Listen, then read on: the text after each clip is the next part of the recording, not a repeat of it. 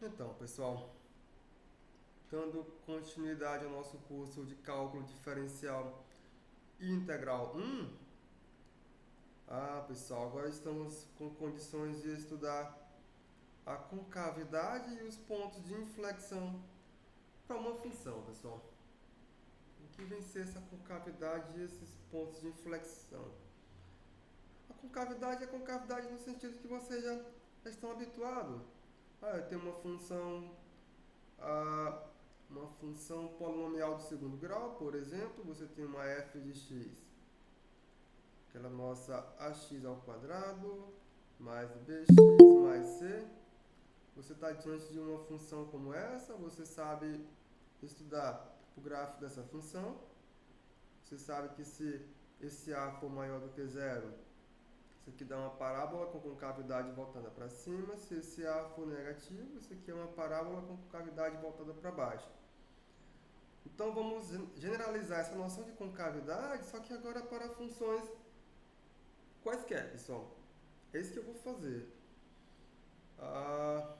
E em seguida entender o que vem ser esses pontos de inflexão, que é exatamente onde essa concavidade ela muda. Deixa de ser para cima e vira para baixo, ou deixa de ser para baixo e vira para cima. Isso vamos ver quando que isso acontece, e agora a função não é mais apenas uma função polinomial de segundo grau. Ela é simplesmente uma função qualquer. Então, formalmente, o que temos? Aqui eu tenho que t de x. Vamos recapitular. Sei lá, eu tenho que a minha função é uma função diferenciável, a derivada existe. Então, o que dá para fazer, pessoal? Você já sabe que a derivada dessa função, ela dá origem a uma reta, ou seja, você tem que y menos f de p, isso aqui é igual a derivada da função no ponto, que multiplica x menos p. Isso equivale a você escrever que y é igual a f de p mais a derivada da função f no ponto, que multiplica x menos p. Isso aqui vai acontecer. Aí o que eu vou pegar, eu vou chamar essa minha expressão aqui, eu vou chamar isso aqui de uma função t de x. É isso que eu vou fazer. Então, eu olho para essa minha t de x e eu faço a seguinte comparação. Essa minha f de x, ela é maior do que essa minha t de x?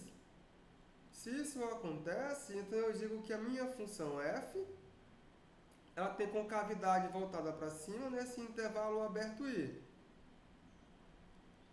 Se isso for verdade, f de x for maior do que t de x, para quaisquer que sejam p e o x pertencentes a i com x diferente de p. Por que esse p importa? Porque esse p é exatamente esse pzinho aqui, pessoal. Então ele importa, certo? Por isso que ele tem que ficar subentendido aí. Então o que vai acontecer é que você tem o grafo da sua função.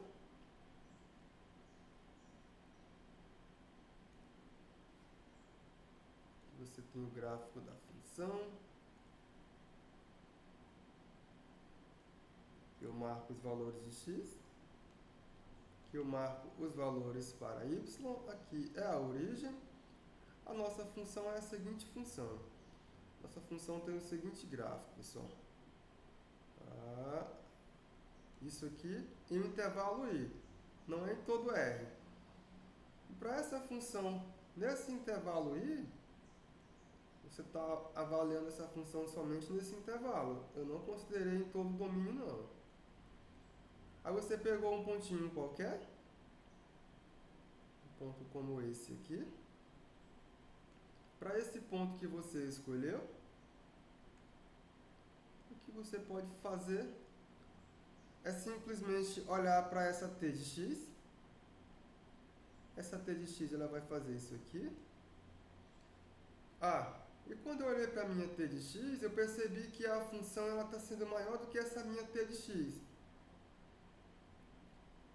Isso eu consegui fazer para todos os pontos, pessoal, que estão sobre esse gráfico da minha função. Todos os pontos mesmo. A minha f de x está sendo maior do que essa t de x. Para todos esses pontinhos mesmo. Vou tirar essa parte aqui, porque essa parte, isso não vai acontecer. Retiro ela, fico só com isso aqui. E consigo perceber que essa condição é satisfeita. A função f tem imagem aqui no eixo vertical, que é no eixo do y. E esses f de x são todos maiores do que essa minha t de x. Então, quando isso acontece, a minha função tem concavidade voltada para cima nesse intervalo aberto I. A mesma coisa eu posso fazer de modo análogo. Eu digo que a minha função tem concavidade voltada para baixo. Nesse intervalo I, se agora ao invés da minha função f de x, ficou o contrário aqui, né, pessoal? Ser maior do que t de x, ela tem que ser menor do que esse t de x, pessoal. Deixa eu retirar isso aqui. Ficou o contrário. Então a situação é a seguinte.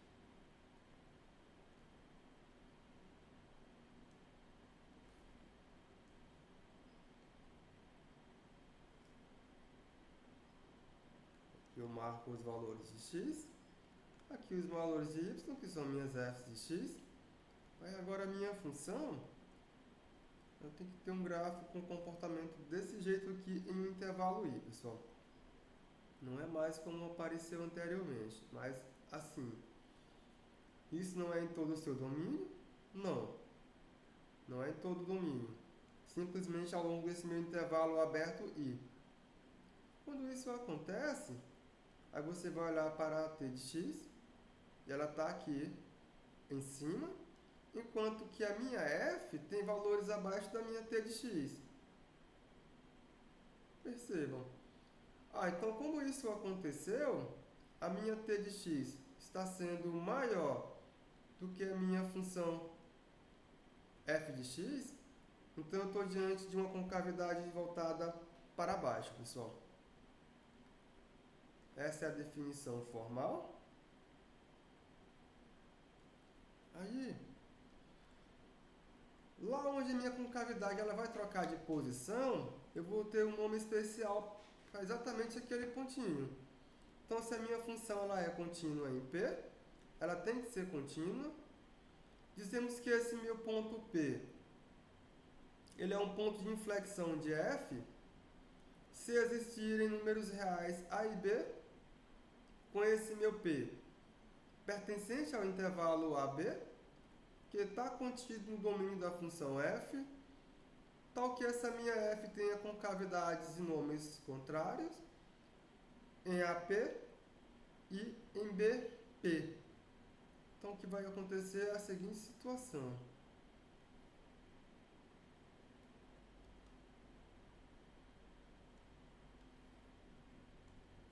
Aqui eu consigo marcar os valores de x.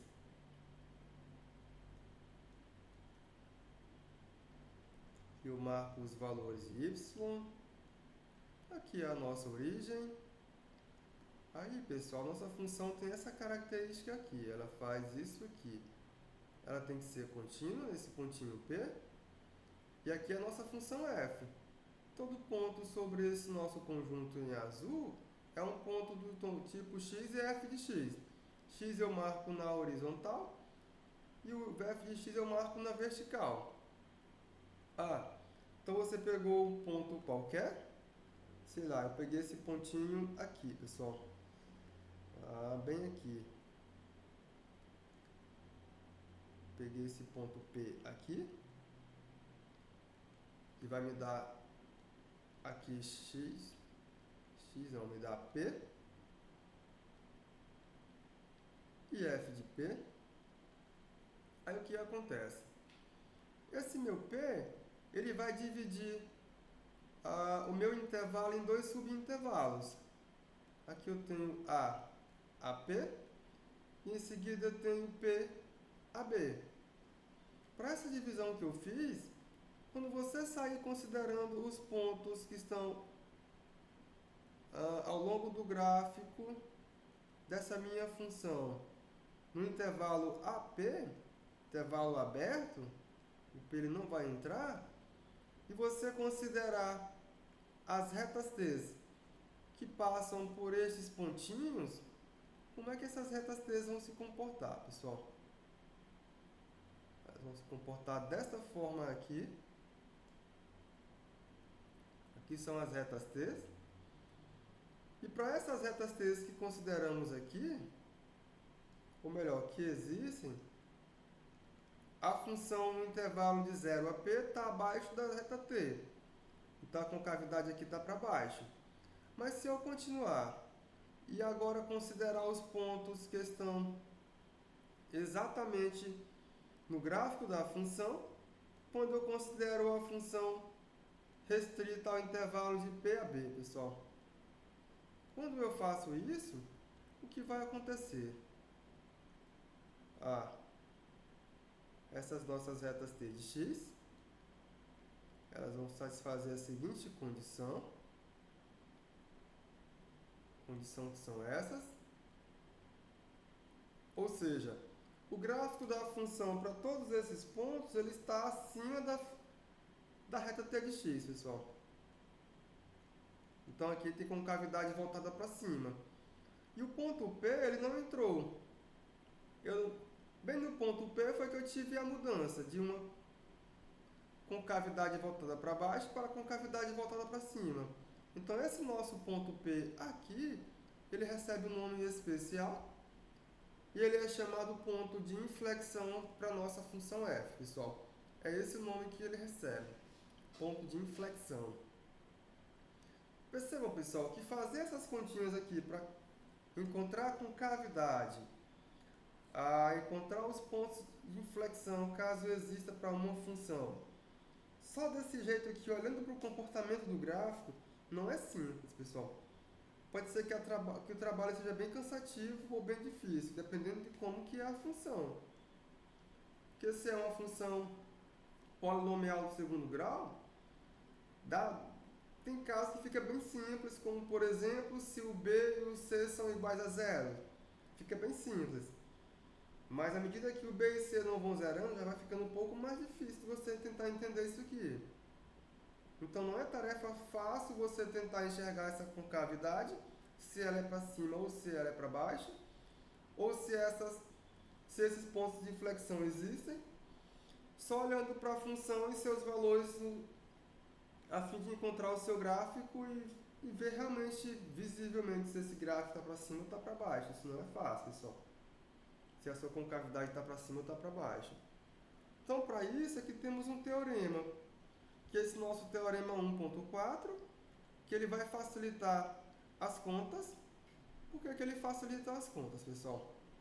O que esse teorema garante?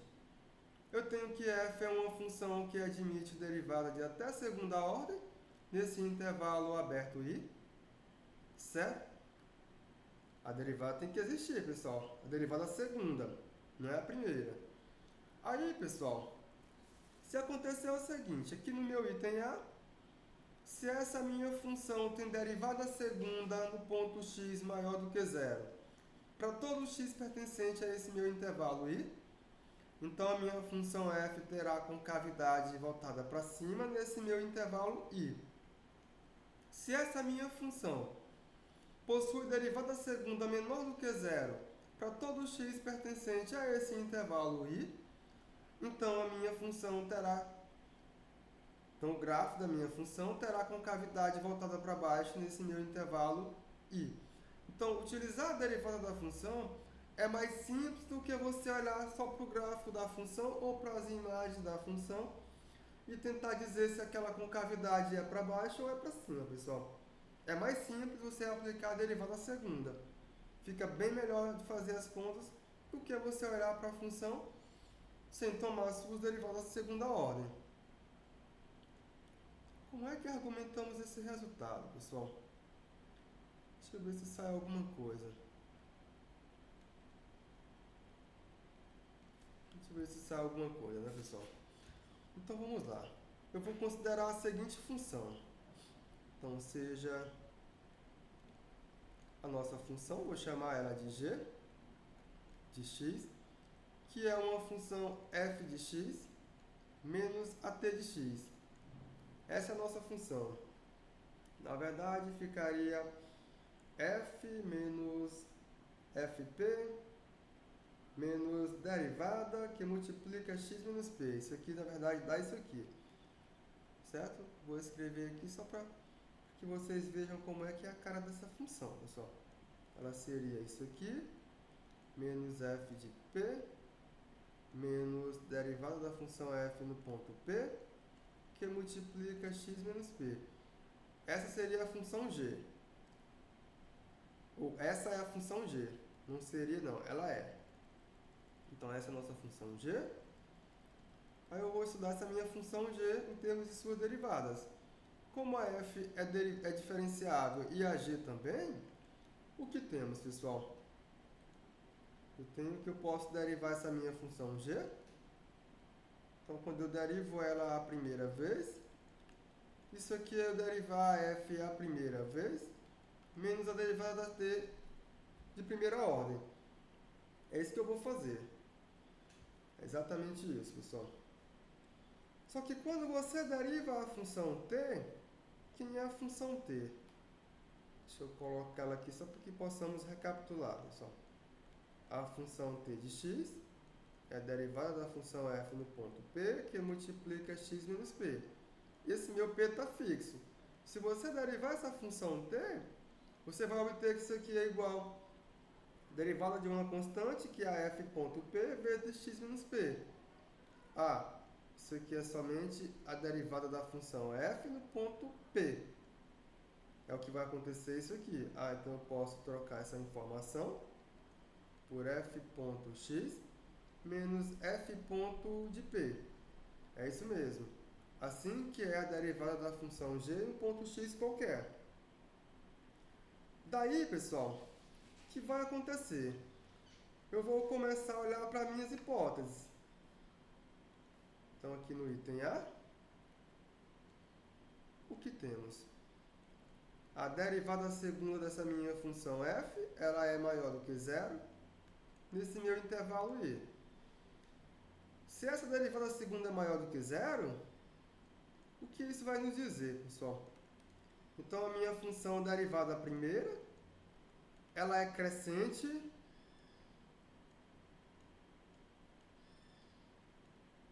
E ela é crescente onde, pessoal? Ela é crescente em I. É isso que vai acontecer. Derivada segunda maior do que zero é porque a função derivada primeira tem que ser crescente. Esse é o teorema que fizemos na aula anterior, pessoal. E foi o primeiro teorema que fizemos naquela aula, foi esse, se eu não me engano. Foi isso mesmo. Então, isso aqui é verdade. Então, se essa minha função f ponto, ela é crescente, pessoal, então quando eu olhar para x maior do que p, eu ganho que f de x tem que ser, f ponto de x tem que ser maior do que f ponto de p. Daí, f ponto de x tem que ser maior do que f ponto de p, aqui para todo x maior do que p, pelo fato de que ela é crescente. Isso aqui acontece. Então, quando você olhar para cá, você vai ganhar que essa expressão aqui tem que ser maior do que zero. Por que tem que ser maior do que zero? Porque f ponto de x é maior do que f ponto de p. Então, quando eu trago f ponto de p para o primeiro membro, isso aqui tem que ser maior do que zero. Mas se isso aqui é maior do que zero, deixa eu escrever aqui, né, pessoal? Daí isso aqui vai acontecer. E isso vai implicar que a minha f ponto de x menos a f ponto de p tem que ser maior do que zero. Só que isso aqui é você olhar para a função g ponto de x, que é igual a essa expressão, e ela e ela é maior do que zero. Daí eu aplico o teorema da aula anterior novamente. Eu ganho que essa minha função g, ela é crescente, pessoal. Ela é crescente no intervalo em x maior do que p. Pronto, eu faço desse jeito. Ela cresce. Se essa minha função g cresce, então o que vai acontecer? Quando eu olhar para x maior do que p, eu vou ganhar aqui. Como é que eu faço essa continha ser maior do que zero? G no ponto P, por exemplo. G no ponto P dá f de P menos f de P, não é isso?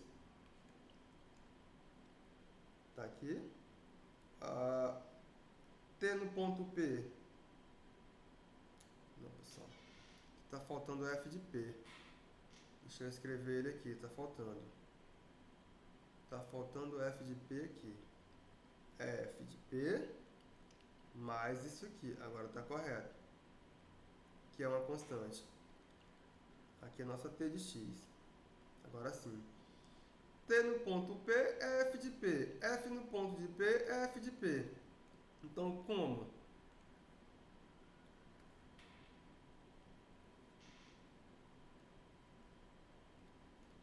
G no ponto zero. G no ponto P é igual a zero?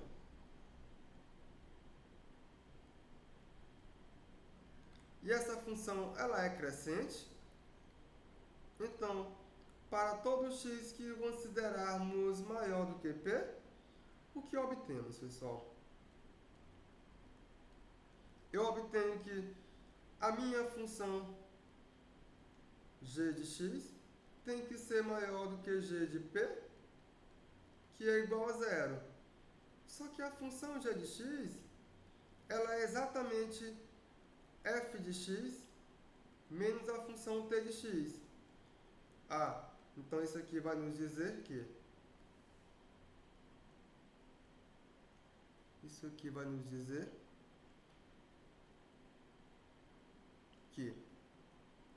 ficou feio, né, pessoal? Ficou muito feio. Deixa eu retirar isso daqui. Deixa eu escrever direitinho. Fica f de x menos t de x. Isso aqui é maior do que zero. Então eu vou ganhar que a minha função f de x, ela é maior do que a função t de x. Isso aqui é para todo x maior do que p. Faço a mesma coisa para menor do que p e consigo, com esse raciocínio, ganhar que, por definição, a minha função, ou o grafo da minha função, tem concavidade voltada para cima, pessoal. Isso no item A. Olho para o item B. Já no item B, a derivada segunda, ela é negativa. Então, no item B, a derivada segunda dessa minha função, ela é menor do que zero. Isso aqui vai acontecer nesse meu intervalo I. Aí, isso sendo verdade, pelo teorema da aula anterior, o que temos, pessoal? Que a minha função f derivada primeira de x, ela tem que ser decrescente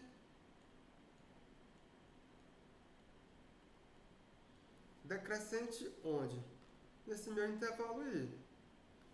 Só que se essa função for decrescente, o que vai acontecer? Eu vou ganhar que f, vamos lá, ela sendo decrescente, daí, quando eu olhar para x maior do que p, a função é decrescente, a função f. Eu ganho que f ponto de x tem que ser menor do que f ponto de p. É isso que eu vou ganhar. Só que isso aqui vai me dizer que f ponto de x menos f ponto de p, que é a derivada da função f no ponto x, menos a derivada primeira da função f no ponto p, tudo isso aqui é negativo, pessoal. Só que essa f ponto de x menos a f ponto de p é exatamente a função g derivada. Ou seja, eu vou ganhar que a derivada da função g no ponto x ela tem que ser menor do que zero. E agora, pessoal, já tenho que isso é verdade. O que dá para fazer? Faço o mesmo raciocínio que eu fiz anteriormente. Essa função é decrescente, onde a minha função g de x, que é a função f de x menos t de x, ela é decrescente. Ela é decrescente. Como eu já sei que t no ponto P é igual a zero, ora, t no ponto P é igual a zero, donde, já coloquei um donde, né, pessoal? Assim, eu vou ganhar que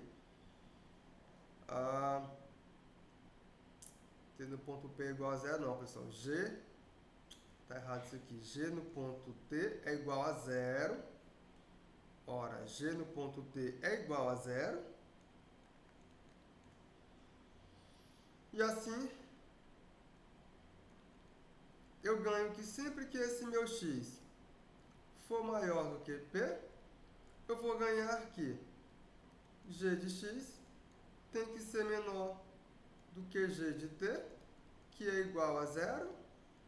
O que isso vai nos dizer que f de x menos t de x tem que ser menor do que zero. E o que vai me dizer que a minha função f de x tem que ser menor do que a função t de x? Isso aqui em x maior do que p. Só que se isso acontece é porque a nossa função possui concavidade voltada para baixo, pessoal. Aí para o caso de x menor do que p é análogo, não precisa fazer, o raciocínio é semelhante. E com isso ganhamos que função com derivada de segunda ordem maior do que zero em um intervalo aberto, o gráfico da função possui concavidade voltada para cima. Se a função possui derivada de segunda ordem menor do que zero nesse intervalo aberto, então o gráfico dessa nossa função possui concavidade voltada para baixo. É isso que acontece, pessoal. Para frente, que temos um exemplo.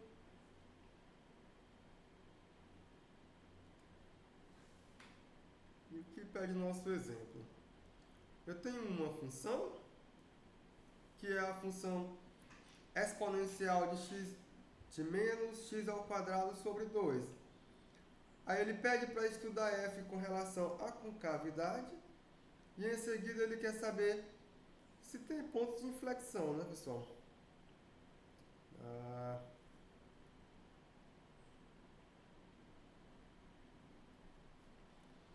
Não sei, vamos ver o que acontece.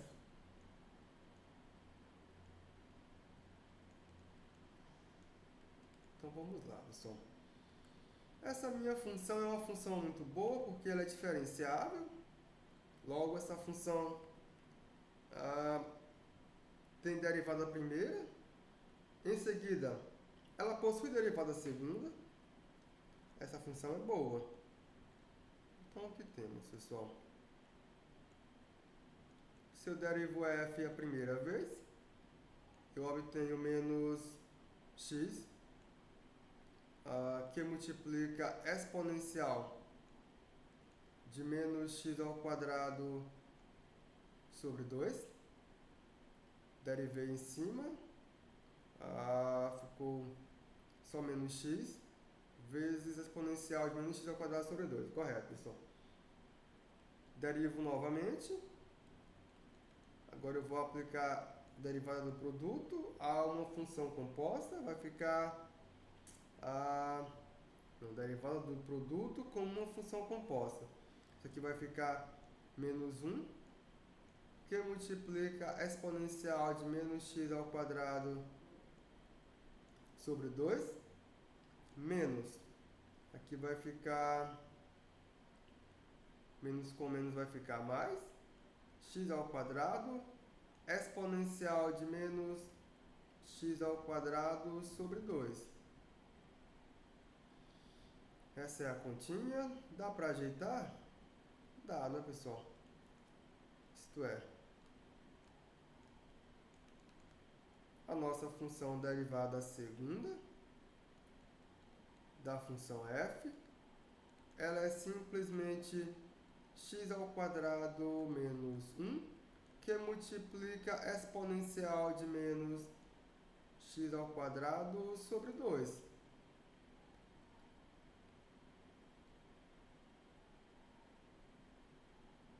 Essa é a situação.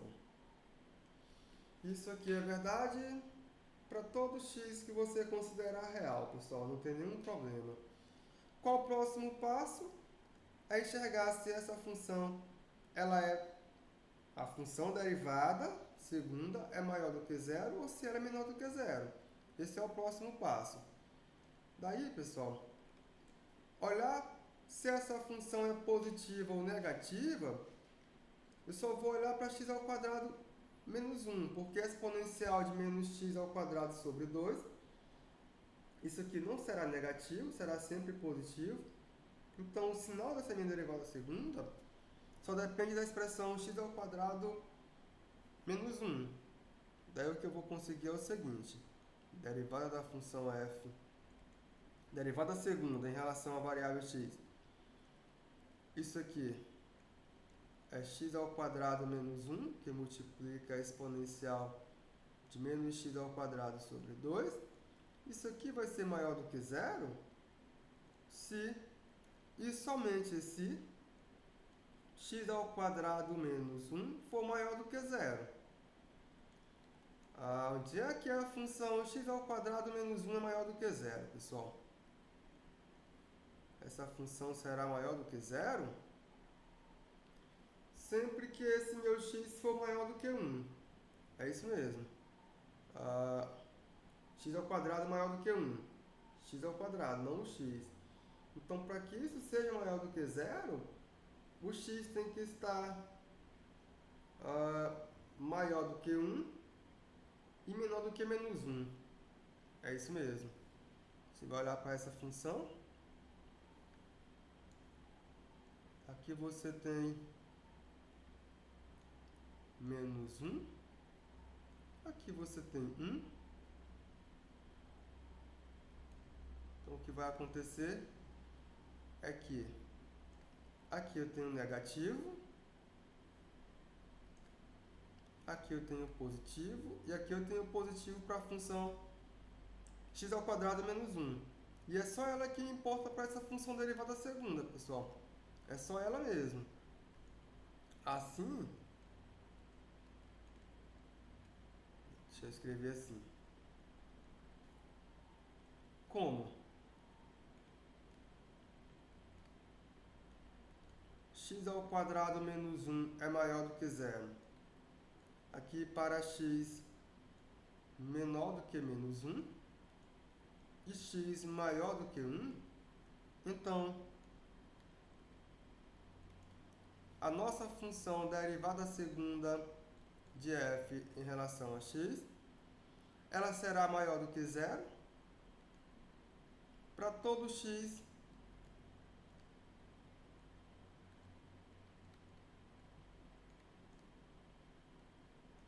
menor do que menos 1 e para todo x maior do que 1. Com isso, eu consigo concluir que a função f tem concavidade voltada para cima se o x for menor do que menos 1 ou se o x for maior do que 1. Eu já ganho essa informação. Além disso, eu consigo ver onde que essa derivada é negativa, pessoal. Além disso, a derivada segunda de f, ela será menor do que zero? Para todo x que você considerar pertencente ao intervalo aberto de menos 1 a 1. Daí, portanto, eu consigo ver onde que estamos com as concavidades. Portanto, para x pertencente ao intervalo de menos 1 a 1, a minha f de x tem concavidade para baixo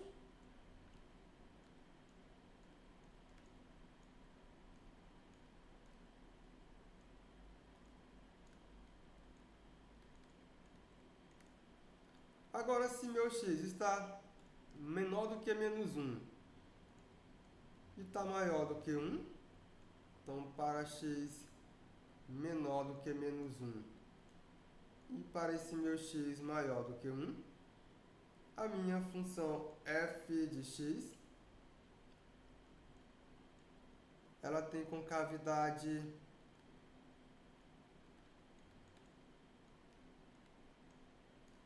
para cima, pessoal.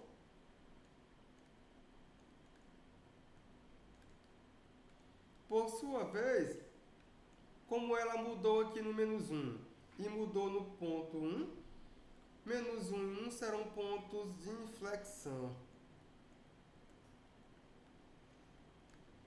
Por sua vez, menos 1 e 1, eles são pontos de inflexão.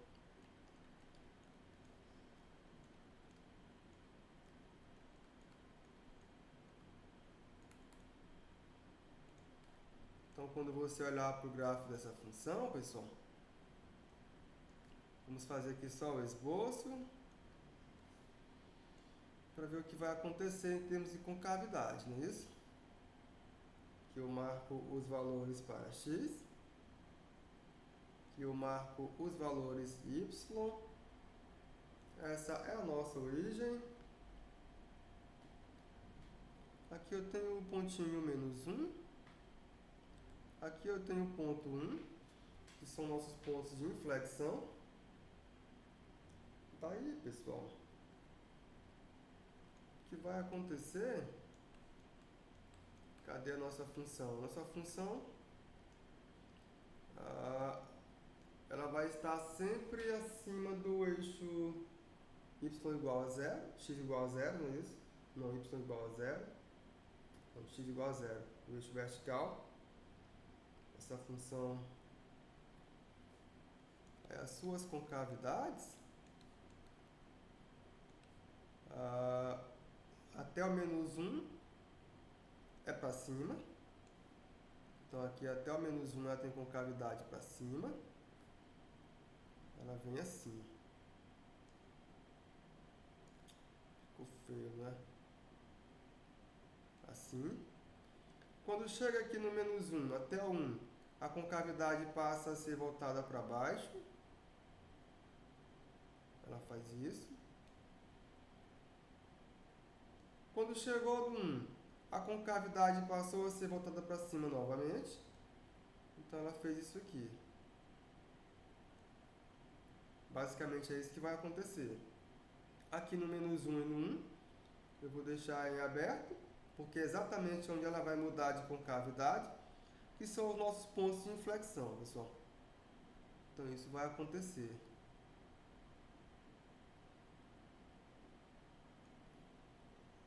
São os pontos de inflexão.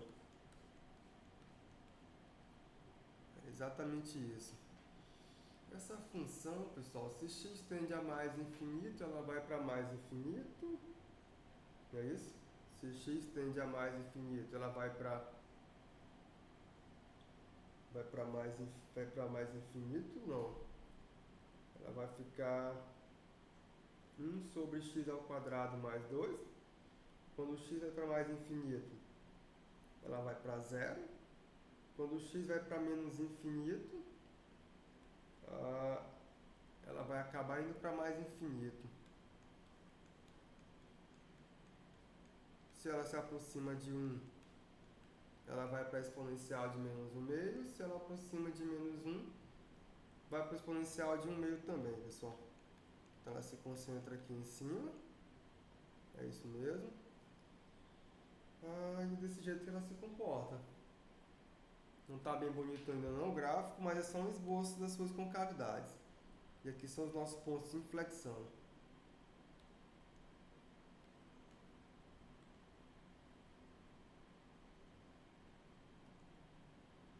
Para frente, porque temos mais um teorema, e esse teorema ele vai nos ajudar a encontrar quem são os pontos de inflexão para a nossa função f, pessoal. É esse o papel desse teorema. Então, o que garante esse teorema? Teorema 1.5. A minha função f é uma função derivável até a terceira ordem, no intervalo aberto i. Se meu ponto P pertencente a i é tal que derivada segunda desse meu ponto P da função f no ponto P é igual a 0. Derivada terceira dessa minha função f no ponto P é diferente de 0. Essa minha função derivada terceira, ela tem que ser contínua em P. Então, pessoal, esse meu P tem que ser ponto de inflexão. É isso que estamos dizendo. Agora eu consigo encontrar o ponto de inflexão sem que necessariamente eu consiga olhar para as concavidades. Ele fica bem mais simples, basta que você consiga calcular até a terceira derivada para essa nossa função. É isso que ele está dizendo. Então, como é que provamos esse resultado, pessoal?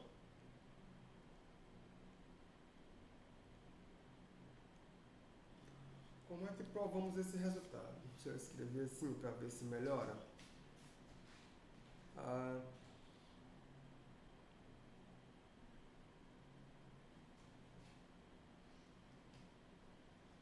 Então, se essa minha função derivada de f, ela é contínua. Então, temos duas hipóteses. A primeira é que a função derivada é diferente de 0. Então, como?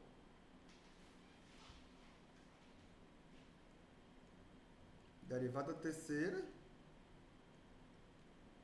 no ponto P é diferente de 0. Então, eu posso supor que essa derivada ou ela é maior do que 0 ou ela é menor do que 0. Vamos supor que ela seja maior do que 0, pessoal. Certo? No caso de menor do que 0, é análogo.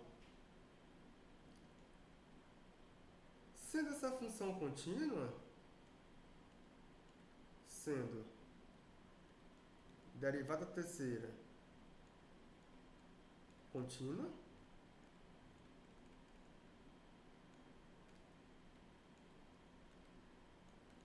então, pelo teorema de conservação de sinal, por conservação de sinal,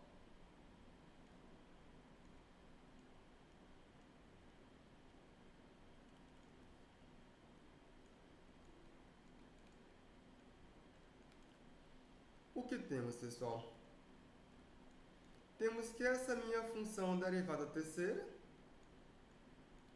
ela será maior do que 0 em um intervalo aberto, é isso mesmo, não é em todo o domínio, mas próximo desse meu ponto P, sim. Então, isso aqui será a verdade.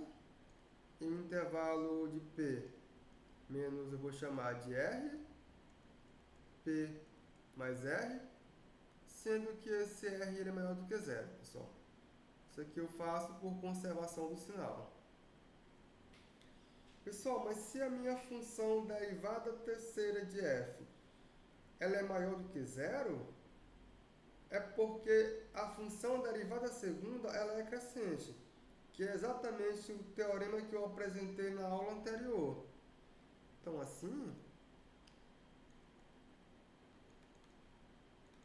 a função derivada segunda ela é crescente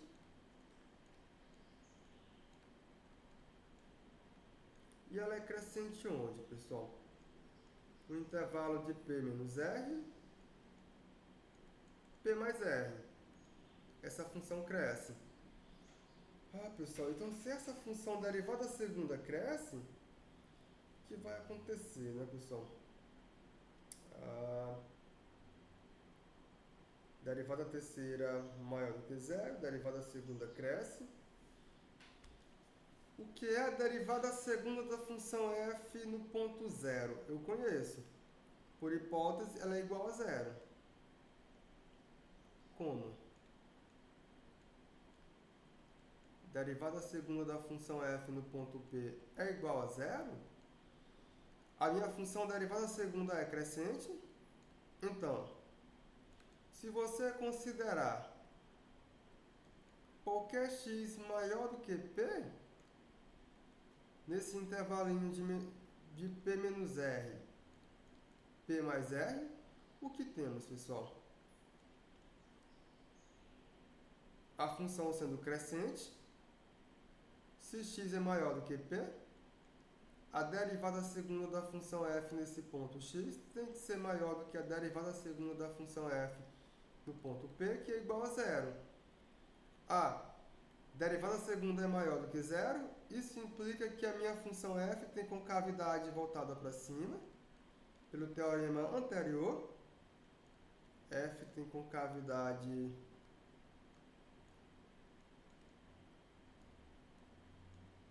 para cima.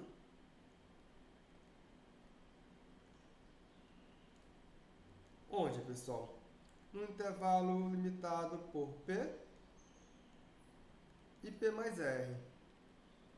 Como essa função é crescente, ainda eu posso extrair que para todo x menor do que P, esses valores que eu vou tomar em P menos R e P mais R, o que temos, pessoal? A derivada segunda dessa minha função f nesse ponto x tem que ser menor do que a derivada segunda de f nesse meu ponto P, que por sua vez é igual a zero.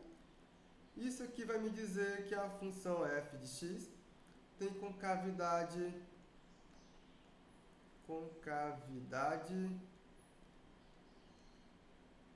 para baixo, pessoal.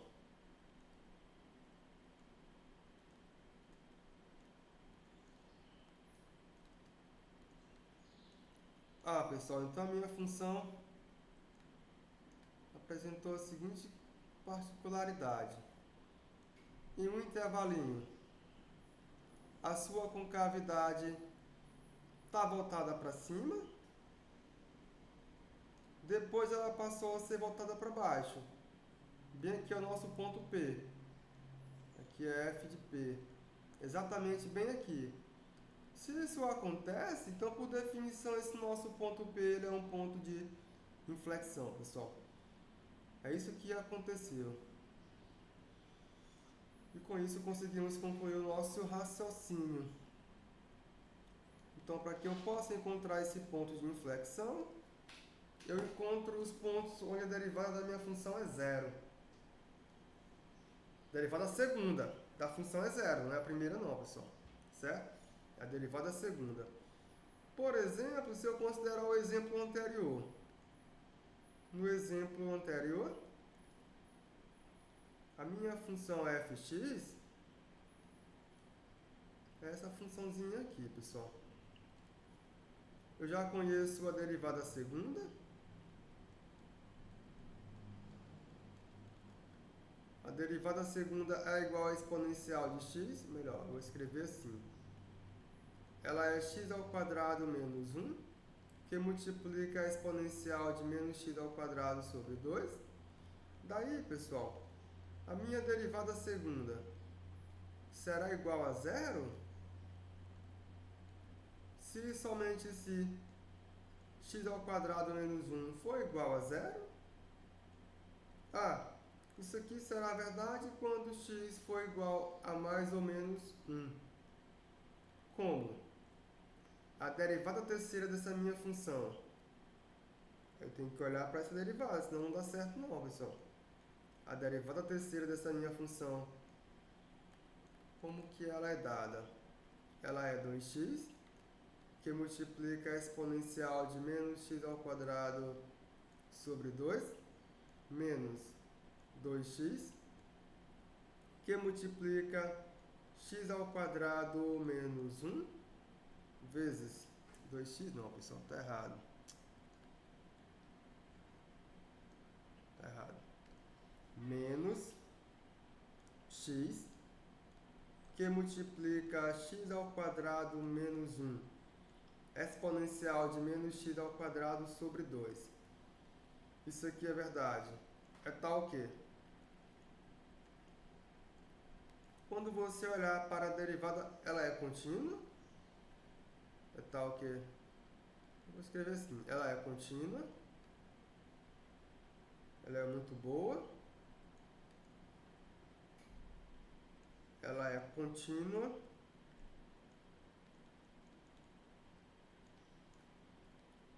E mais, e quando você olhar para essa derivada terceira, no ponto menos 1, isso aqui será igual a menos 2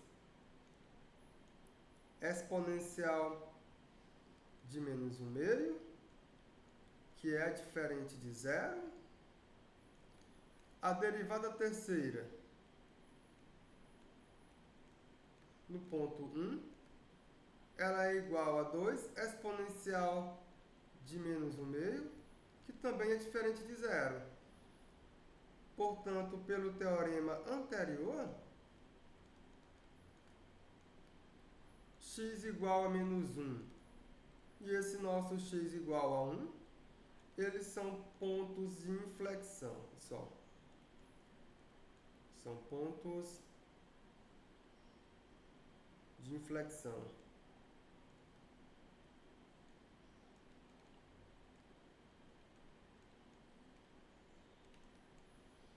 Está feito o nosso exercício.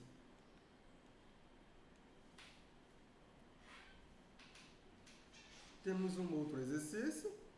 Ele pede para determinar quem são os pontos de inflexão para a função x exponencial de menos 2x. Vamos às contas.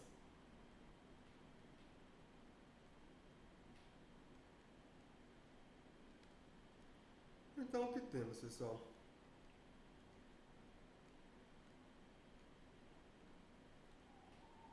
Derivo a função a primeira vez. Quando eu faço isso, eu obtenho que essa derivada é igual a exponencial de menos 2x menos 2x exponencial de menos 2x. Eu olho agora para a derivada segunda, pessoal. A derivada segunda para essa nossa função é igual a menos 2 exponencial de menos 2x mais, aqui eu tenho derivada de um produto. Derivando esse meu produto, pessoal, primeiro é menos. Vai ficar menos 2, que multiplica exponencial de menos 2x mais, agora sim que é mais, 4x, que multiplica exponencial de menos 2x. É isso mesmo, pessoal. Essa é a derivada segunda da função. Então, eu posso reajeitar. Isto é, a derivada segunda da minha função f é igual a 4x menos 4, que multiplica exponencial de menos 2x, que por sua vez isso aqui será igual a zero, se somente se 4x menos 4 for igual a zero, essa é a condição.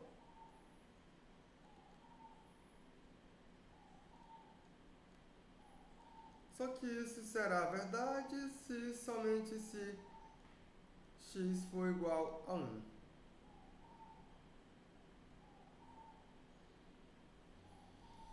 Então, esse meu x igual a 1 é o possível ponto de inflexão. Eu posso afirmar que ele é ponto de inflexão? Ainda não. Ou seja, x igual a 1, ele é candidato a ponto de inflexão, pessoal.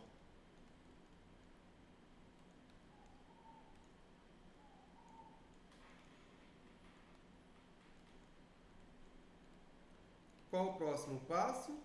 Olhar para a derivada terceira dessa minha função. Então, vamos lá. Então, temos ainda que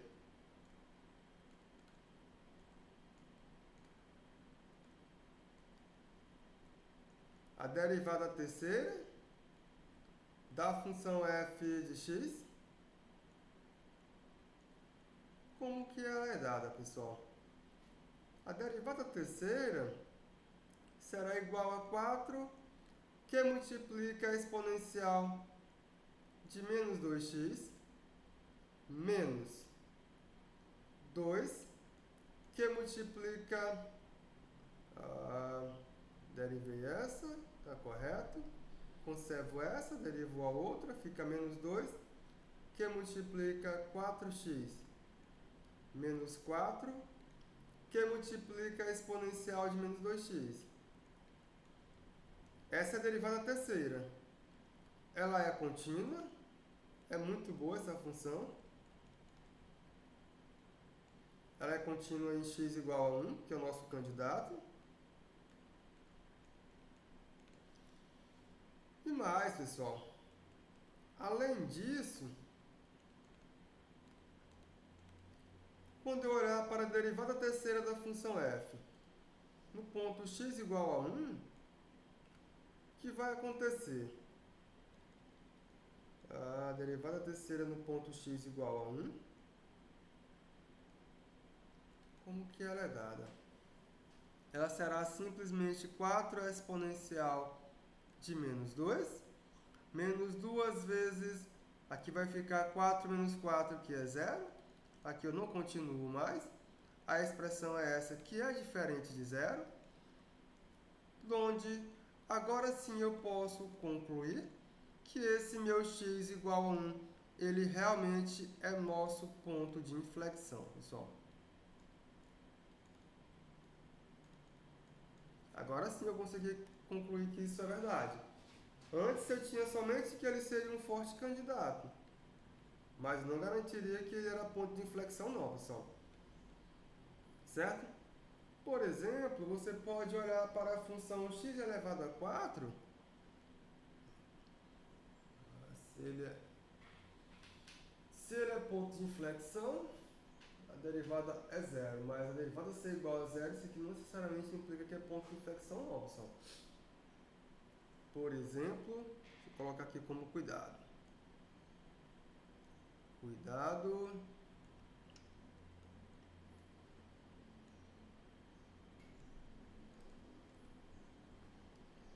Derivada segunda de f no ponto x, melhor, no ponto P, igual a 0. Isso aqui não implica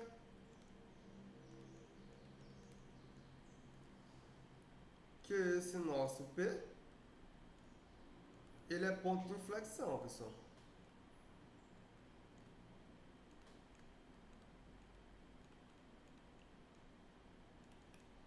Por exemplo,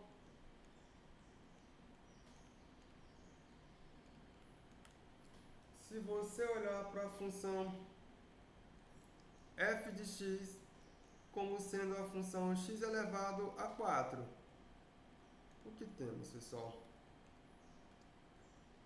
A derivada primeira para essa função, ela é igual a 4x elevado a 3. A sua derivada segunda, ela é igual a 12x ao quadrado, onde isso aqui será igual a 0 se e somente se esse meu x for igual a 0.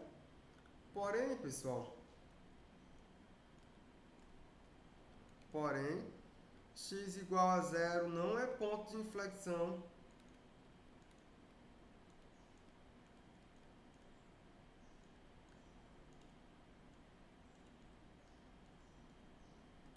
para f. Por quê? Porque essa minha função f, quando você olhar para essa função, pessoal, essa minha função ela possui o seu gráfico com concavidade inteiramente voltada para cima, pessoal. Pois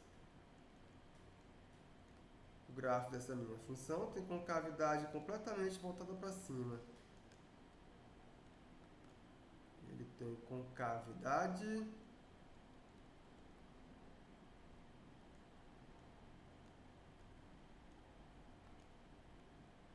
para cima.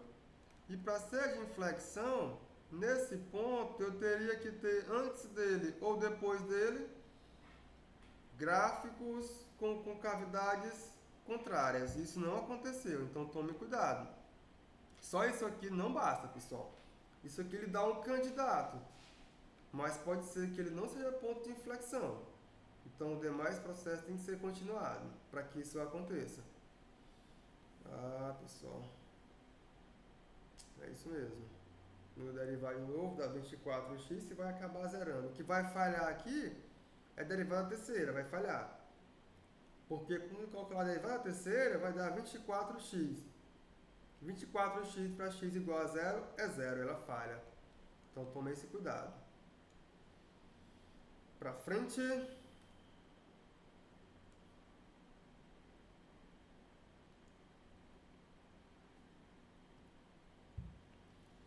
Para frente, pessoal, porque com isso ganhamos o seguinte. Com a ajuda da teoria estudada anteriormente, podemos indicar um roteiro para o esboço do gráfico de funções. Aqui nosso objetivo não é estudar gráficos, pessoal, não é isso. Mas aqui você tem um roteiro para que você possa estudar gráficos de funções. Então, com a ajuda do que fizemos anteriormente, qual é o primeiro passo? Você vai explicitar o domínio da função. O segundo passo, determinar os intervalos de crescimento e decrescimento. Terceiro passo, estudar a concavidade. Quarto passo, determinar os pontos de inflexão, caso existam. Não, o quarto não, esse é o quinto. O sexto passo, calcular os limites laterais para a função f para os seguintes casos. Quando esse meu ponto P não pertence ao domínio da função, mas é extremo de algum dos intervalos que compõem esse domínio, ou então esse meu ponto P pertence ao domínio, só que a função não é contínua em P. Para esse caso e para esse, você tem que olhar para os limites laterais de f em P. O sétimo passo, você tem que calcular o limite da função quando x tende a mais infinito e calcular o limite da função quando x tende a menos infinito, pessoal. O oitavo passo, você deve determinar ou localizar as raízes da função f. Então, esses 8 passos aqui, ele vai lhe dizer como é que você consegue esboçar o gráfico de uma função. Vou tomar aqui um pouco de água.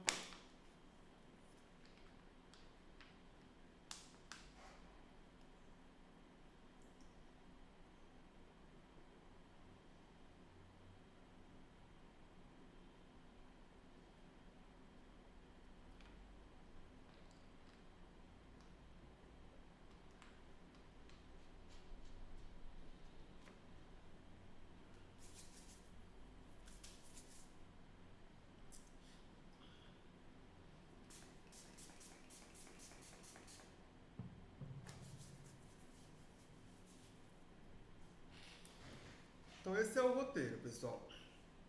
Vamos ver um exemplo. Como é que utilizamos esse roteiro?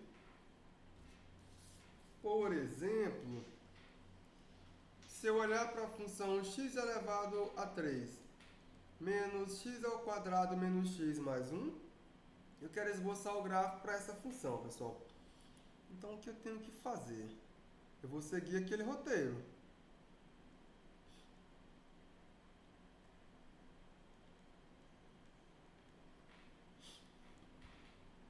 a primeira coisa que eu tenho que fazer é encontrar o domínio dessa função. Então, eu vou enumerar aqui, como sendo o primeiro passo, o domínio da função. Então, o que temos, pessoal? Temos que o domínio dessa nossa função, ele é simplesmente o conjunto de todos os números reais. Esse é o domínio da função. 2i. Eu quero saber quem são os intervalos de crescimento e intervalos de decrescimento. Como é que eu encontro os intervalos de crescimento e decrescimento, pessoal? Como é que eu faço isso? Essa é a pergunta. Onde é que a função cresce e onde que ela decresce? Eu tenho que olhar para a derivada primeira da função. É isso que eu tenho que fazer. Não é isso?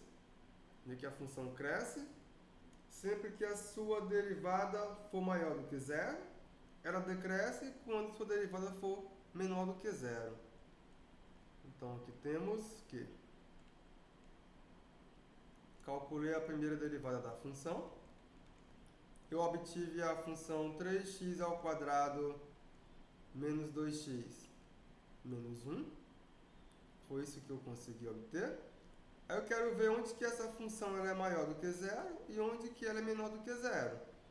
Então, para isso, eu vou igualar essa minha função a zero. Quando eu igualo 3x ao quadrado menos 2x menos 1 a zero, isso aqui fornece o seguinte. O nosso x, ele é igual a 2, mais ou menos a raiz quadrada de, vai ficar 4 mais 12, que é 16. 16 a raiz é igual a 4. Tudo isso aqui sobre 6. Então eu ganho que o primeiro x índice 1 é 1. E o meu x índice 2 fica menos 2 sobre 3, que é igual a menos 1 terço. Então quando eu olhar para a minha função, eu vou tomar como base os pontos menos 1 terço e 1 terço. Menos 1 terço e 1 terço. Menos 1 terço fica exatamente aqui. Não, menos 1 terço e 1, pessoal. E 1 vai ficar aqui. Pessoal, essa minha função, ela é negativa no intervalo de menos 1 terço a 1. Aqui ela é negativa, enquanto que ela é positiva aqui e aqui. Aqui é a minha função f derivado. Então, essa função f, ela cresce para x menor do que menos 1 terço, ela cresce para x maior do que 1, e ela decresce para x entre menos 1 terço e 1. Então, assim, eu consigo concluir que a derivada da minha função f de x, ela é maior do que zero para todo x menor do que menos 1 terço.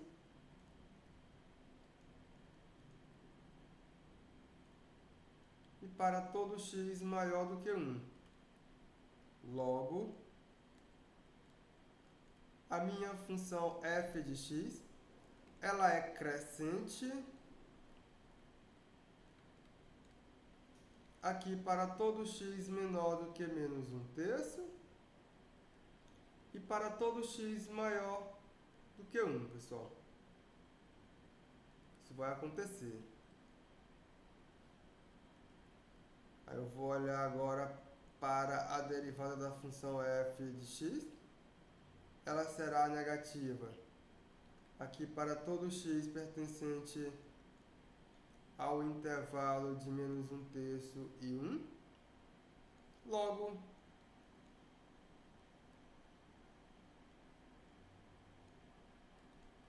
eu posso ver que a minha função f de x, ela é decrescente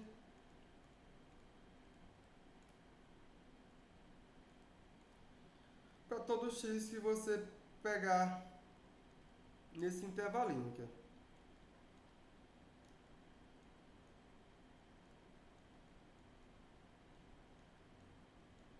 que vai acontecer? Posso fechar esse intervalo? Posso, né, pessoal? Posso fechar ele sim. Já ajuda muito se você fechar ele, certo? Então, se você fechar, fica melhor. Eu posso colocar dessa forma aqui. Posso fechar ele, vai ficar melhor. Vamos para o próximo passo. O 2i já foi feito, vamos para o 3i.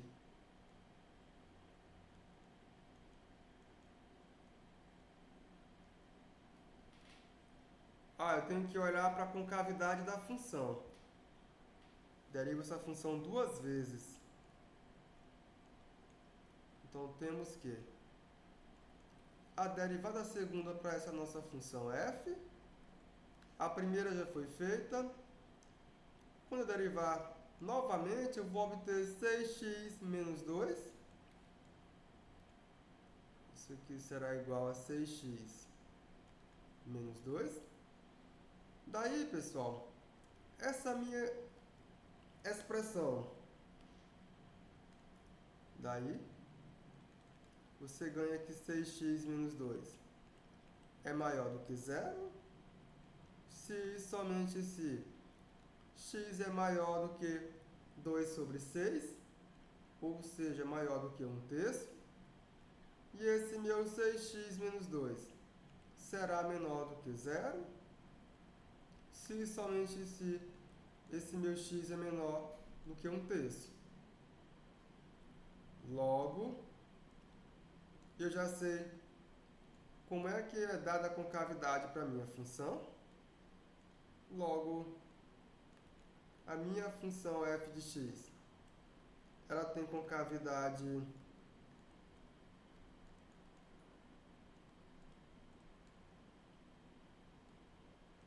para cima em x maior do que 1/3 e concavidade para baixo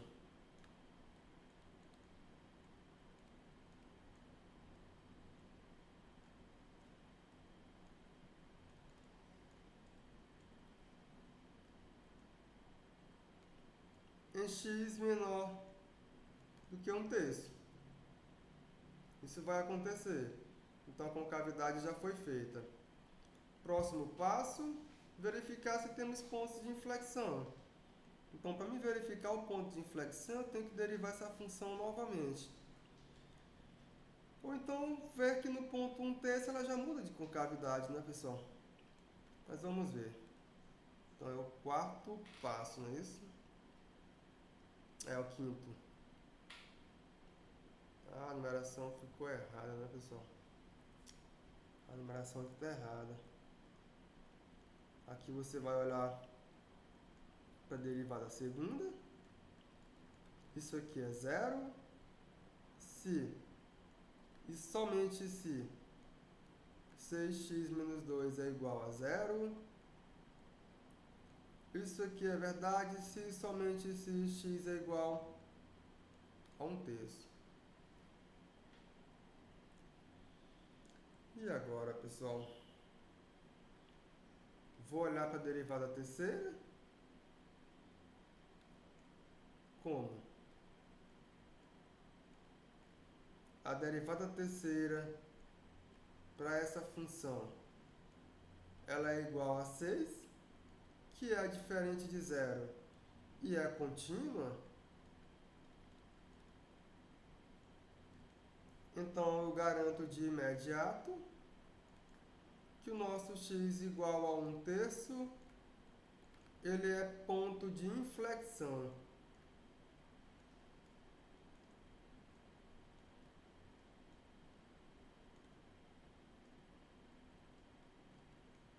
Passo número 5 foi feito. No caso seria o 4, né, pessoal? A numeração está errada. Que chato. A numeração não ficou legal. Sexto passo, calcular os limites laterais desse meu ponto P. Não vem esse caso, esse aqui não será necessário, 6 não é necessário, porque A função é contínua em todos os pontos. E esses pontos pertencem ao domínio. Então o item 6 não é necessário, pessoal. O 6 não fazer. Isso aqui não é necessário. Para esse caso aqui, pessoal, só. Isso aqui não será feito. Vamos para o 7. O item 7, calcular os limites quando x é para mais e para menos infinito. Então, o que temos? O limite quando x tende a mais infinito. Quem é a nossa função que eu já esqueci? É a função x elevado a 3 menos x ao quadrado menos x mais 1. X elevado a 3 menos x ao quadrado menos x mais 1. Esse limite vai para onde, pessoal? Esse seu limite, se você colocar x elevado a 3 em evidência, isso aqui é o x tendendo a mais infinito, a expressão de x elevado a 3, que multiplica 1 menos x, menos 1 sobre x ao quadrado, mais 1 sobre x elevado a 3. Se você aplicar esse limite, o que vai acontecer é que esse vai zerar, esse vai zerar, esse vai zerar, vai ficar mais infinito vezes 1, que é igual a mais infinito. Continha feita. Vamos para outra continha, que é o limite quando x tende a mais infinito, a mais não, agora é a menos infinito. Aqui para nossa função x elevado a 3 menos x ao quadrado menos x mais 1. Quando eu aplicar esse limite, eu aplicar o limite fazendo x tender a menos infinito, a expressão de x elevado a 3, que multiplica 1 menos 1 sobre x, menos 1 sobre x ao quadrado, mais 1 sobre x elevado a 3.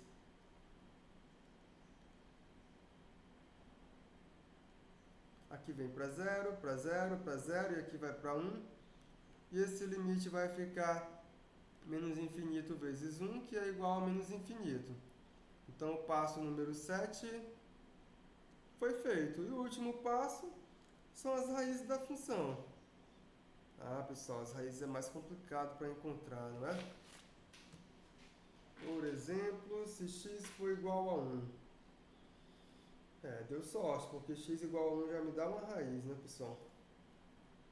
Mas é mais complicado esse passo aqui. Nem sempre vamos ter essa sorte. Então, perceba aqui. X igual a 1, vai zerar aqui, aqui vai zerar. Isso aqui é a raiz de x elevado a 3 menos x ao quadrado menos x mais 1. Daí eu posso dividir essa minha expressão. Eu posso olhar para x elevado a 3 menos x ao quadrado menos x mais 1. Eu posso dividir tudo isso aqui por x menos 1. E a menos 1, pessoal, daria certo? A menos 1 dá certo também. Dá não. Não, a menos 1 dá certo não. Aqui fica x ao quadrado. Vai ficar menos x3. Vai ficar mais x ao quadrado. Então isso aqui vai ficar menos x mais 1. É isso mesmo. Se eu divido aqui, fica menos 1. Aí vai ficar mais x. Menos 1 vezes menos 1 dá mais 1. Vem pra cá, menos 1. Aí aqui zerou. Então ficou x ao quadrado menos 1. Então isso aqui vai me dizer que x elevado a 3 menos x ao quadrado menos x mais 1 é igual a x ao quadrado menos 1 vezes x menos 1. Então a outra raiz está aqui, pessoal. Note que x ao quadrado menos 1 é igual a 0, se somente se esse meu x tem que ser igual a mais ou menos 1. Então, pessoal, menos 1 também dá certo. Vamos ver. Menos 1 fica negativo, lá fica positivo. Dá certo mesmo, pessoal. Menos 1. Correto. E a outra é no 1. É isso mesmo. Então, o 1 é 2 vezes. E o menos 1, uma vez, pessoal. Correto. Então, as raízes são 1 e menos 1. Então, menos 1 e 1 são raízes de f. Então, encontramos tudo. Vamos levar essas informações aqui para o nosso gráfico. Então, quando eu olhar para o gráfico, vamos olhar para esse gráfico, pessoal.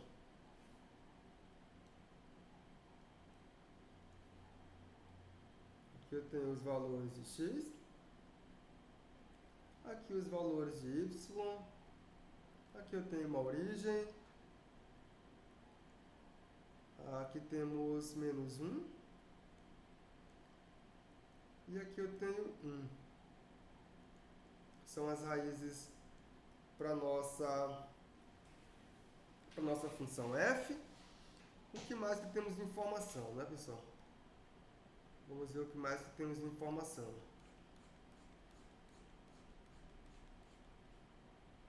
O domínio é todo números reais, não tem toda a reta, ela possui imagem. Ela cresce para x menor do que menos 1 terço e para x maior do que 1, pessoal. Menos 1 terço e 1. Menos 1 terço é mais ou menos aqui. Então, para x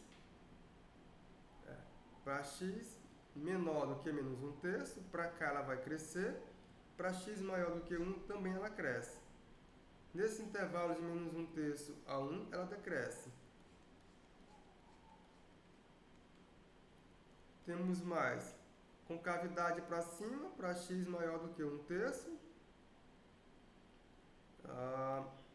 Concavidade para baixo, para x menor do que 1 terço. Então, 1 terço maior do que 1 terço, concavidade para cima. Maior do que 1 terço, a concavidade é para cima. Exatamente aqui, que é o nosso 1 terço. Então, maior a concavidade é para cima, menor a concavidade é para baixo. Então, esse negócio já vai ficar mais ou menos assim, né, pessoal? Ele vai passar aqui. Até aqui, essa concavidade é para baixo.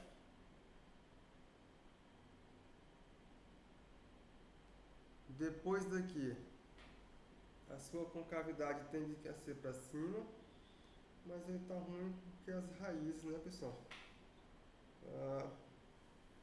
Como é que ele vai tocar? Pois tem a questão das raízes. Encontramos que as raízes são quem? Deixa eu olhar aqui novamente. Tá certo essa continha aqui.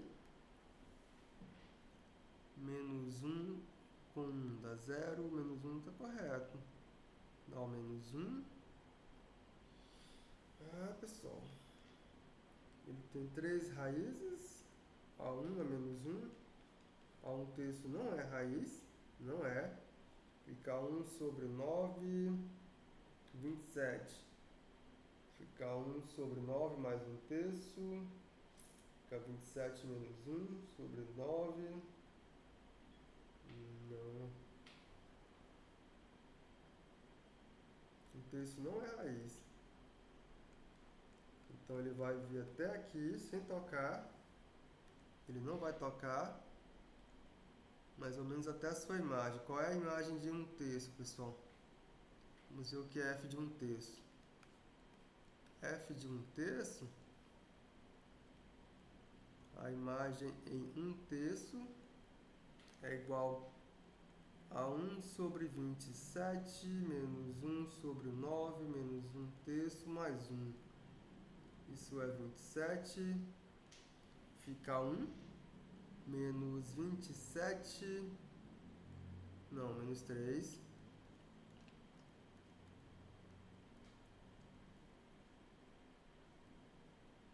Aí vai ficar 27 dividido por 3 dá 9, mais 27.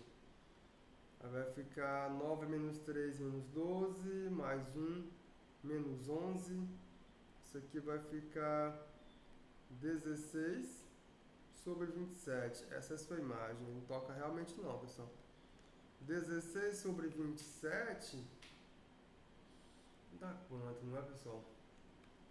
16 sobre 27 dá um número bem pequeno, aqui próximo de 0. É isso mesmo. Dá 0 ponto alguma coisa. Então a sua imagem será produzida aqui. Até aqui a concavidade é para baixo.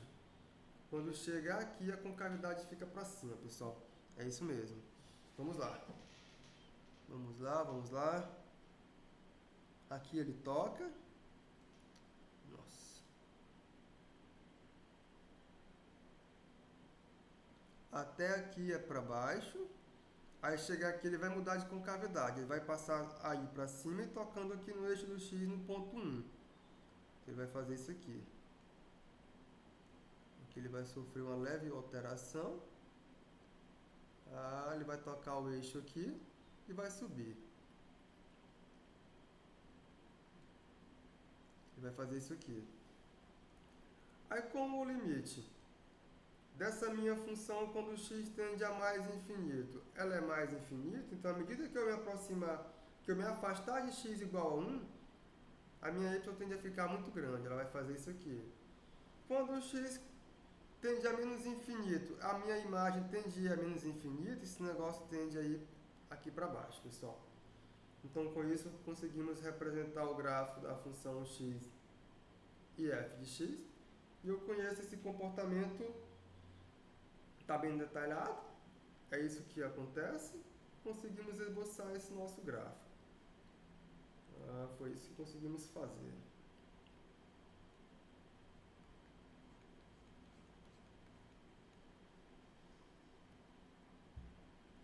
Temos um outro exemplo, que é a função x elevado a 4 mais 1 sobre x ao quadrado.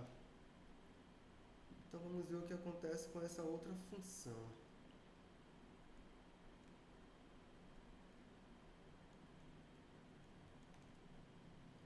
Então, o que temos, pessoal? A primeira coisa, o domínio dessa função, ele é o conjunto de todo x real, tal que esse nosso x ele é diferente de zero. Esse é o nosso domínio. Segundo passo, onde que essa função cresce e onde que ela decresce. Então, vamos derivar. Eu vou olhar para a função de um jeito mais simples. Eu vou olhar para ela como sendo a função x ao quadrado mais a função 1 sobre x ao quadrado. Então, daí, derivando essa nossa função, sua derivada primeira é 2x, menos, aqui vai ficar 2x, sobre x elevado a 4. Então isso aqui é igual a 2x menos 2 sobre x elevado a 3. Isso aqui será igual a zero se somente se 2x for igual a 2 sobre x elevado a 3. Isso aqui vai acontecer somente quando 2x elevado a 4 for igual a 2. Aí eu vou ganhar que esse meu x ele tem que ser mais ou menos 1, pessoal.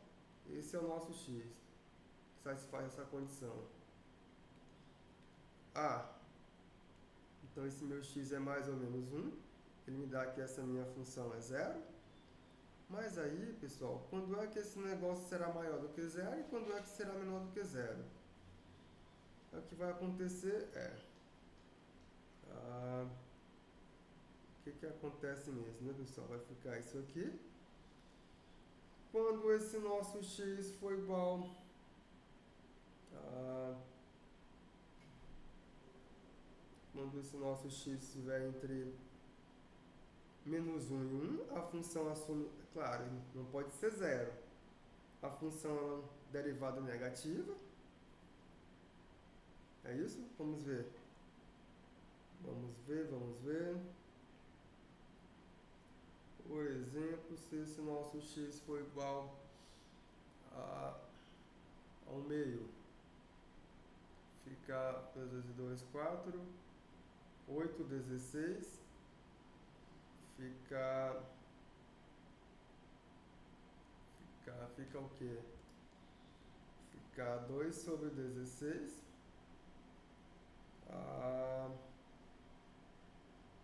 fica 1 sobre 8, pessoal, fica o quê? Fica o quê? Fica 2 sobre 1 sobre 8. 2 sobre 1 sobre 8, vamos fazer a continha. Vai ficar assim. 2 vezes 1 meio menos 2 sobre 2 sobre 1 sobre 8. Que dá 1. Menos... vai ficar 2 vezes 8, 16. Dá menos 17. Realmente é negativo. É isso mesmo. Então aqui ela decresce até menos 1. Não, de menos 1 a 1 ela decresce.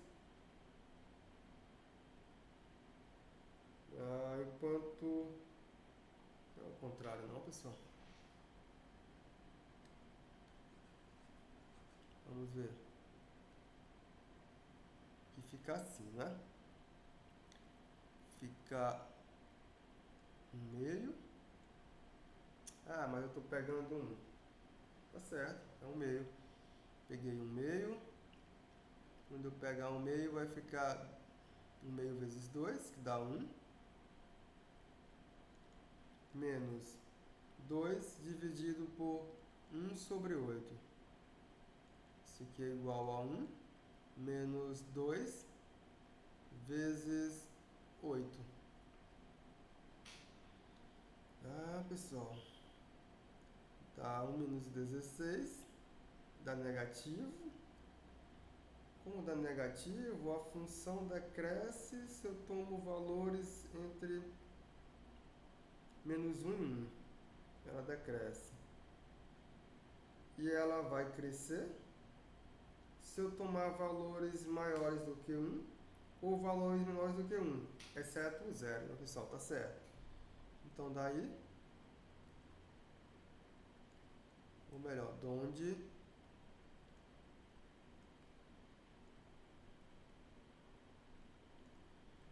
a minha função f de x, ela cresce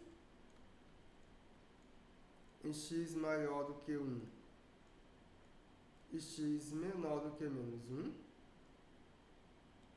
A minha f de x, ela decresce em x pertencente ao intervalo de menos 1 a 1. E esse meu x sendo diferente de 0, aí eu vou para o item 3i, pessoal, que é a concavidade. Vou derivar essa função mais uma vez. Quando eu tomar essa derivada novamente, o que temos? A derivada segunda para essa nossa função, que é a derivada segunda, é igual a 2 menos. Aqui vai ficar mais, que vai ficar 6 sobre x, não, 6x ao quadrado, sobre x elevado a 6.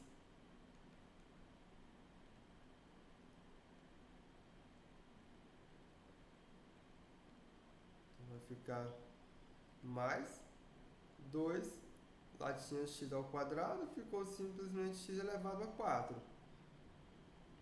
Aí essa expressão aqui, ela será sempre maior do que zero, pessoal. Sempre. Isso aqui vai me dizer que a minha função f de x tem concavidade sempre voltada para cima. Ela tem concavidade para cima. Nada de para baixo. E ela não possui pontos de inflexão, pessoal.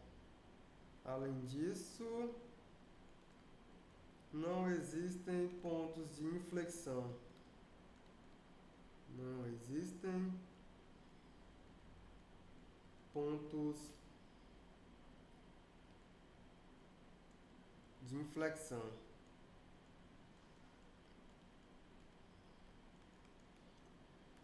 O que ficou faltando, pessoal? Essa minha função tem uma descontinuidade no zero. Eu tenho que olhar para o limite dessa função quando x tende a zero. Tanto pela esquerda como pela direita, que é o item 6i. Então, vamos para o item 6i. Eu ganho aqui o limite quando x tende a zero pela esquerda da minha função. Quem é a minha função? É x ao quadrado mais 1 sobre x ao quadrado. Aqui em x ao quadrado mais 1 sobre x ao quadrado.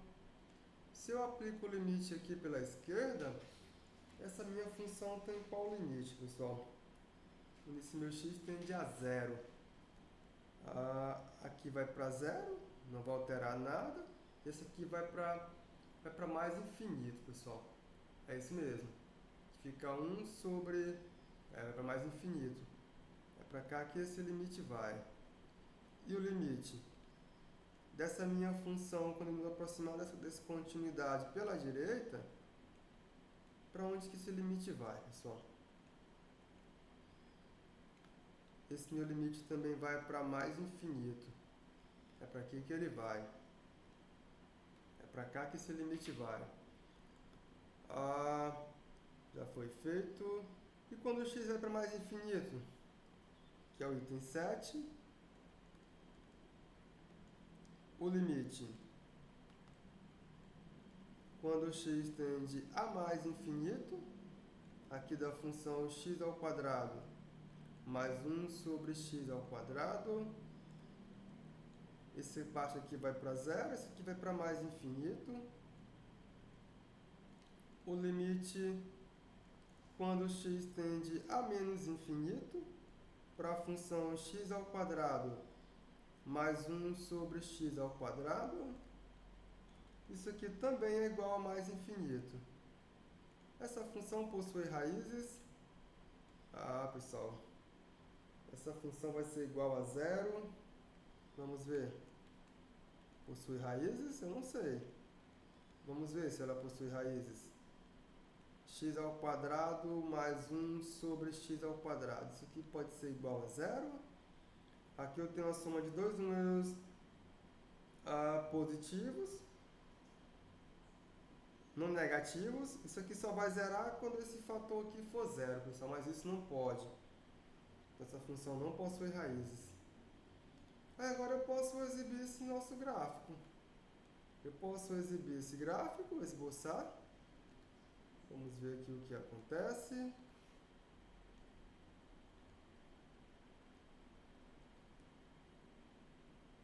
Aqui eu marco os valores para x. Aqui eu marco os valores para y. Aqui é a origem. Não tem um ponto de inflexão. O domínio dela eu vou tirar o zero. Então o zero não está no domínio. Aí o que vai acontecer é que essa função ela decresce para x menor. Para x entre menos 1, ela decresce. A concavidade dela sempre é voltada para cima. Ela não passa daqui para cá, ela não faz isso. Não faz, porque aqui eu tenho uma descontinuidade. Ela não faz, então ela vai vir até aqui e ela vai vir até aqui. Eu não consigo juntar essas duas partes por causa da descontinuidade. À medida que eu me aproximar de zero, ela vai para infinito. Ela vai fazer isso aqui. Quando eu me aproximar de zero, ela vai para infinito. Como a concavidade é para cima, ela vai tomar esse formato aqui, pessoal. Então eu trago essas informações para cá. Ela vai fazer isso aqui. E ela vai fazer isso aqui. Não passa de um lado para o outro, concavidade é para cima. Quando o x tende a zero, ela vai para mais infinito, tanto pela esquerda como pela direita. Quando o x tende a mais infinito, ela vai para mais infinito, ela vai para mais infinito aqui e para mais infinito aqui. Então ela vai fazer isso aqui, pessoal. Na verdade, ela vai estar simplesmente contornando esse gráfico aqui da nossa função. Aqui é para x ao quadrado. Ela vai fazer isso aqui. Então o nosso gráfico é esse em azul. Esse é o nosso gráfico.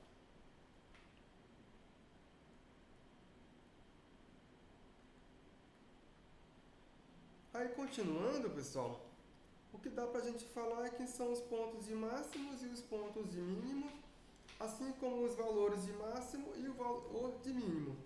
Por exemplo, quando você estuda uma função polinomial do segundo grau, para aquela função você consegue identificar quem são os pontos de máximo, quem são os pontos de mínimo, quem são os valores de máximo e quem são os valores de mínimo para aquela função. Agora a ideia é que você trabalhe com uma função qualquer, também encontrando quem são esses pontos de máximos e esses pontos de mínimo para essa função, e quem são esses valores de máximo e esses valores de mínimo. Basicamente é você olhar para o gráfico da função, você olha aqui para o gráfico da função, você olhando para o gráfico, você vai conseguir identificar onde que esse gráfico atinge o seu valor máximo, onde que é o pico desse gráfico e onde que ele atinge o valor mínimo. Então aqui eu tenho um valor máximo e aqui eu tenho um valor mínimo para a minha função. Posso encontrar quem é esse ponto onde esse meu gráfico atingiu esse ponto máximo. Posso encontrar quem é esse ponto onde esse meu gráfico atingiu o valor mínimo, pessoal. Então essa é a ideia. Aqui é o conjunto de todo x e f de x. Então, formalmente, como é que definimos esses valores de máximo e esses valores de mínimo? Eu tenho uma função f, A, um subconjunto desse meu domínio, P, um pontinho que pertence a esse conjunto A. Dizemos que f de P é valor de máximo para essa função f em A, ou que P é um ponto de máximo dessa minha f em A, se f de x for menor ou igual do que f de P para todos esses nossos valores de x que pertencem a esse nosso conjunto A. Então, basicamente, o que vai acontecer é o seguinte: eu não vou olhar para todo o nosso domínio, não. Eu olho para esse meu subconjunto A, que é um subconjunto do domínio. E ao longo desse conjunto A, sei lá, o nosso conjunto A será esse conjunto aqui, pessoal. Aqui é o nosso conjunto A. Então nesse conjunto A aqui, eu conheço o comportamento da função. Então, quando você olhar para o gráfico dessa função, nesse meu conjunto A aqui, ela tem esse formato. Por exemplo, bem aqui ela atingiu um ponto máximo e bem aqui ela atingiu um ponto mínimo. Ou melhor, aqui ela atingiu um valor máximo e aqui ela atingiu um valor mínimo. Esse foi o ponto o qual a minha função teve seu valor máximo, esse pontinho x igual a p. Então esse valor será máximo sempre que a imagem da função em todos os outros pontos x forem menores do que a imagem da função no ponto P. De modo análogo, esse valor será mínimo, e esse meu ponto P é mínimo, que é essa situação aqui.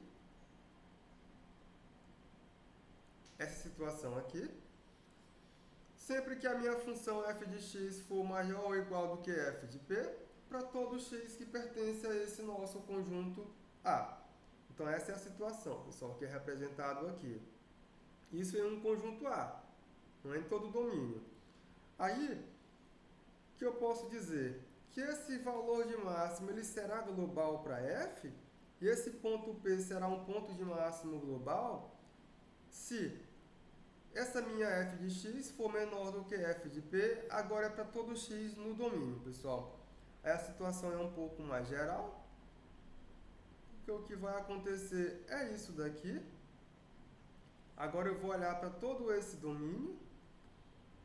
Aqui eu represento os valores de x. Aqui eu represento os valores de y. E aqui a origem. Agora eu olho para todo o domínio, pessoal. Todo mesmo. O nosso domínio é toda a reta R. Esse é o nosso domínio. Toda a reta R. E aí, pessoal, você vai olhar para o gráfico dessa função. E nesse domínio, ela atingiu um pico, um valor máximo. Aqui foi o nosso valor máximo atingido. Esse pontinho aqui. Para esse aqui é o nosso valor máximo, enquanto que esse nosso P é nosso ponto de máximo. Agora eles são valores de máximo global e P é ponto de máximo global, porque é em relação a todo o nosso domínio. Faço uma definição análoga para valor de mínimo global e nosso ponto de mínimo global será global quando a função for, a sua imagem for maior do que f de p para todo x pertencente ao nosso domínio, que é essa situaçãozinha aqui. Ela atinge uma baixa mínima, que é esse aqui. Aqui eu tenho f de p, para esse outro ponto p aqui. Isso em relação a todos os demais pontos que estão presentes no nosso domínio. Então aqui é uma situação onde o nosso ponto é ponto de mínimo global e a função atinge valor de mínimo global. Aqui em cima é máximo global e esse pontinho P é ponto de máximo global. É isso que estamos fazendo. Aí o que mais? Já sei que tem esses valores de máximo e esse ponto de máximo comparado com um subconjunto do domínio. Já sei que eles acontecem se eu olhar para todo o domínio. No caso, eles passam a ser globais. Mas só, pessoal, que vocês podem também olhar para a situação onde em uma leve vizinhança próximo a esse meu ponto P, pode ser que isso aconteça. Da minha função possuir valor máximo ou valor mínimo. Não é em todo o conjunto A, não é em todo o domínio, mas simplesmente bem próximo desse meu ponto P, que é a situação seguinte. Então, dizemos que um ponto ele é ponto de máximo local para essa minha função f. Se existir esse meu r maior do que zero, tal que a minha função f de x será menor ou igual do que f de p, para todo x que você considerar no intervalo de menos p a r, no intervalo p menos r e p mais r, interseção com o domínio da função. Vamos ver o que acontece. Agora não é mais todo o domínio, é somente uma parte e uma parte bem pequena, pessoal. Ou seja, sei lá, a minha função ela veio fazendo isso aqui. A minha função veio como um zigue-zague, por exemplo, ela veio assim, pessoal. Assim foi que veio a minha função. Dessa forma. Certo? Aí eu não vou olhar o valor de máximo para a minha função comparado com o domínio todo, não, com todos os pontos. Mas eu vou pegar simplesmente uma vizinhança desse meu ponto P. Por exemplo, você pode olhar só para cá. Aqui o meu P. A imagem dela atinge um valor máximo aqui. Só que esse valor máximo ele não é global, porque tem outros lugares onde a minha função assume imagem maior do que f de p. Mas ela é local. Ela é local porque aqui nesse intervalo, a imagem da função nesse ponto P ela é a maior possível, embora não seja global, porque o global teria que ser atingido aqui, pessoal. Aqui que seria o global. Então aqui ele é local. A mesma coisa vale quando eu defino para o mínimo.